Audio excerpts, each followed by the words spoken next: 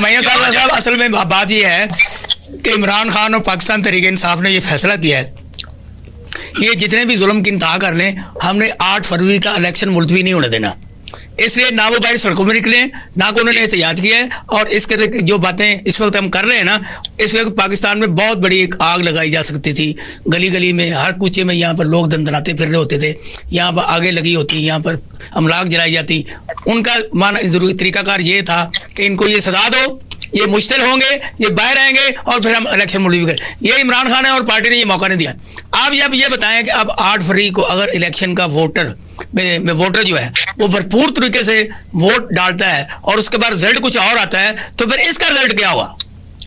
دیکھیں احسان صاحب, میں بات اس کو تھوڑی سی اگر میں کمپلیٹ کروں, میرا صرف یعنی کہنا اتنا ہے کہ کیوں کوئی بائیکاٹ پہ جائے, کیوں کوئی احتجاج پہ جائے, جب اس ملک کا قانون کہتا ہے کہ سب شہری برابر ہیں, سب کو انصاف دیا جائے گا, جب اس ملک کا آئین کہتا ہے جی کہ ہر شخص جو ہے یعنی ریاست جو ہے وہ ماں جیسی ہے اور ماں کا کام ہے اس کو اپنی ایک ٹھنڈی چھاں دینا یا اپنا سایہ دینا, تو پھر کیوں کوئی بائیکاٹ پہ جائے؟ یہ بات تو یعنی اس پہ ہے جی کہ قانون کی جہاں تک بالادستی ہے آج بھی ہونی چاہیے اور ہمیشہ سے ہی ہونی چاہیے. جب کہیں سے کچھ نہ ملے تو کم از کم ہمیں عدالتوں میں جا کے انصاف ملنا چاہیے. افسوس کے ساتھ کہ آج عدالتوں میں جو کچھ ہو رہا ہے اس پہ جتنا بھی بولا جائے کم ہے اور ایک بڑا ہی دکھ کا اظہار کر چکے ہیں مقیم صاحب.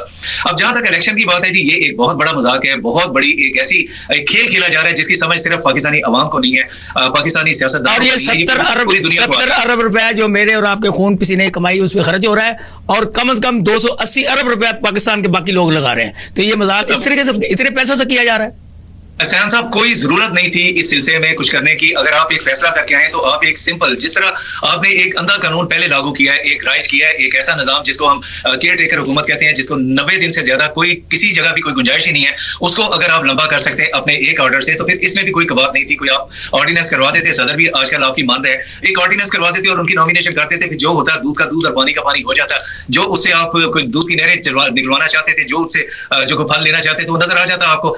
یہ جو کام کر رہے ہیں یہ اس طرح کا کام نہیں ہے جس میں ہم کہیں کہ یہ کوئی پائیداری کی طرف یا کوئی دور دیکھو نا, یہ تو 2-4 مہینے کی بات ہے. 2-4 مہینے کے بعد لوگ سڑکوں پہ ہوں گے.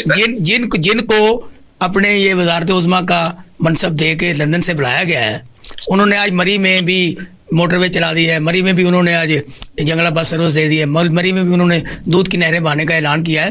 تو جب ان کو ایک منصب دے دے گا, چھوڑے الیکشن کو.